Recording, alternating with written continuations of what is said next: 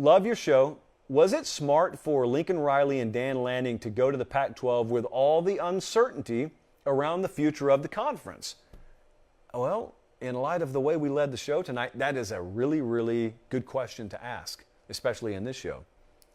I don't think head coaches can afford to think that way.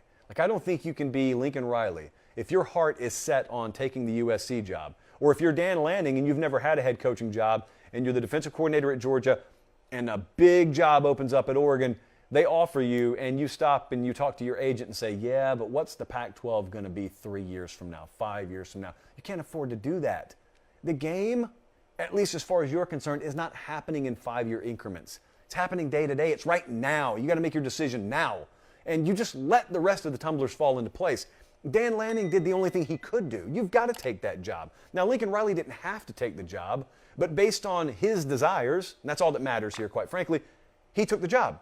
That's all he could do. He took the job that he wanted. Now, there was another quote that Notre Dame athletic director Jack Swarbrick gave in that interview that we've mentioned several times in this show to SI.com. And it was about conference realignment. And he said, and I quote, "There are so many teams trying to get out of their current conference. They just can't all do it. If I were a betting man, if I were to load up the Ramen Noodle Express right here in the spring, I would say USC is probably one of those teams heavily exploring an exit.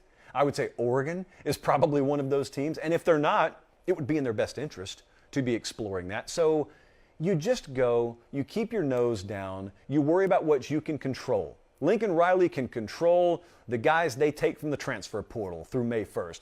Dan Lanning can control what kind of defense they run in Eugene. They can't control all this stuff. They don't know what's happening at the conference office day in and day out, nor do they need to be concerned about it. If the worst were to happen and those programs just cease to exist, those two guys could find work tomorrow.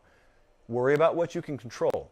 Now, I don't have a great feel for the future of the Pac-12.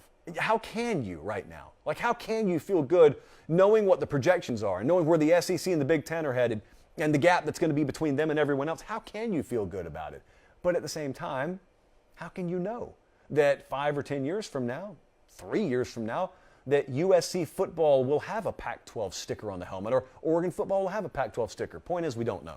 So worry about what you can control. Those are two really good programs. Those are two programs that I do not define as being in the Pac-12. You are not limited by the sticker on your helmet, by the conference that you reside in. You're at a place in Eugene or LA where they're giving you everything you need to win, everything you need to compete. The blueprint is there to recruit the way you need to. And both of those guys can get it done. Dan Lanning can absolutely get it done at Oregon. Lincoln Riley can absolutely get it done at USC. Don't really care what people think may happen 7 years from now.